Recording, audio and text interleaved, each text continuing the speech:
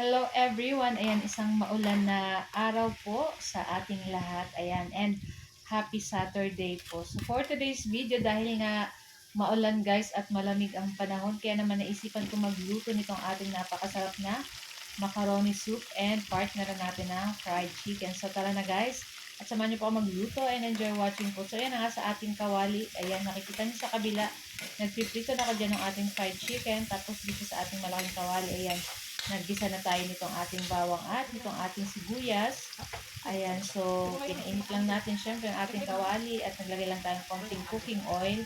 Tapos ayan na nga at ginisa na natin yung ating bawang at sibuyas at hintayin natin lumabas yung aromatic nitong ating ginigisa bawang at sibuyas. Pagkatapos pwede na natin ilagay dyan yung ating chicken. Ayan, so breast po yung ginamit natin. Ayan, timplahan na natin ng pamintang durog at konting patis. Ayan, so mamaya titimplahan na lang po uli natin. Ayan, so this time maglagay na po tayo ng tubig. Ayan, marami-raming tubig. Syempre dapat sa macaroni soup maraming sabaw kasi yun yung ating hihigupin, yung mainit na sabaw. Tapos ayan na, naglagay na uli ako ng 1 chicken cube at asin, saka nagdagdag ako ng pamintang durog. So ayan na nga, at luto na rin yung ating fried chicken, yung ating first batch. So ayan na lahat. So meron pa tayong second and third batch.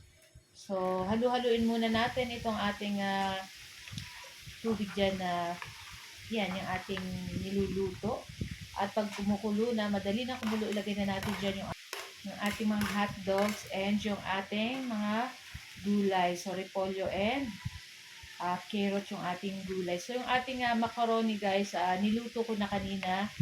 So, mamaya ilalagay na lang natin pagkulo nitong ating sabaw. Ayan. So, luto-lutuin lang natin yung ating hotdog saka yung ating gulay. At ayan na nga, at kumukulo na. Pwede na natin ilagay dyan yung ating macaroni pasta. So, niluto ko na yun kanina. Ayan.